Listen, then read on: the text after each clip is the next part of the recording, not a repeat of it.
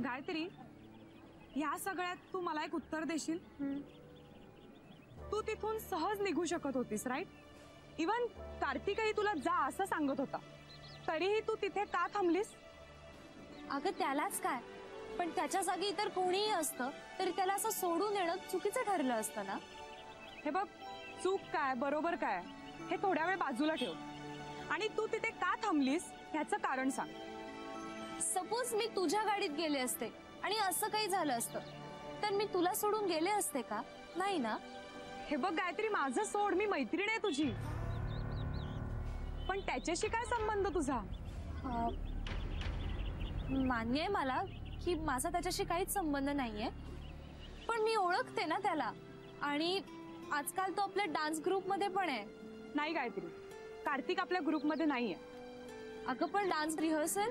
हे बघ, कार्तिक आपल्यासाठी कॉस्ट्युम डिझाईन करतोय, दॅट्स इट. अदरवाईज आपला त्याच्याशी काहीच संबंध नाहीये. हे बघ, तो प्रॉब्लेम मध्ये होता आणि त्याच्या प्रॉब्लेमचं कारणही मीच होते ना, त्यामुळे तिथून निघायला माझं मन मला परवानगी देत नव्हतं. मग तू तुझ्या मनावर ताबा ठेवायला शिक, नाहीतर ते नको त्या वाटेवर भरकटेल. अगं, आणि नाईलाज असतो तुला त्याच्या गाडीत बसावं लागलं, यात तुझी काय चूक आहे? अगं तो माझ्याशी बोलत होता त्यामुळे त्याचं सिग्नल कडे लक्ष गेलं नाही. ओ, तुझ्याशी बोलण्यात इतका हरवला होता तो, आणि तुलाही त्याचं भान नव्हतं? ऍक्च्युली आम्ही भांडत होतो. काय? मला कळेल का कशावरून तुम्ही भांडत होतात की ज्यामुळे त्याने सिग्नल वगैरे तोडला? सांगितलं ना मगाशी. नाही गायत्री, तू मला आम्ही बोलत होतो एवढंच बोललीस, काय बोलत होतात हे नाही बोललीस. ते इतकं काही इम्पॉर्टंट नाहीये मैत्री. मग लपवतेस तरी कशासाठी? अगं बाई, मी नाही लपवते तुझ्यापासून काही.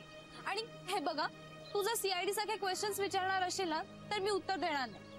ओके, माझ्याशी नको बोलूस, पण ह्या विषयावर तुला स्वतःशीच नीट बोलण्याची गरज आहे गायत्री. आणि त्यातून जे प्रश्न पडतील त्याची उत्तर तुला स्वतःला शोधायची आहेत. हा, आता एक वेळ तू मला उत्तर देणं टाळू शकतेस, पण स्वतःला तर उत्तर द्यावीच लागतील तुला.